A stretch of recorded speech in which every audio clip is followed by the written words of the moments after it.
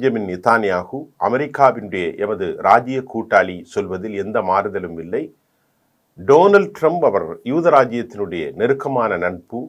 அவருடைய சொற்களை கேட்காமல் நீங்கள் நடந்தால், அதாவது ஹோஸ்டேஜை வரக்கூடிய சனிக்கிழமை 12 மணிக்குள் விடுதலை செய்யவில்லை என்றால் நாங்கள் படுகொலை தாக்குதலை நடத்தப் போகிறோம் என்கின்றார்.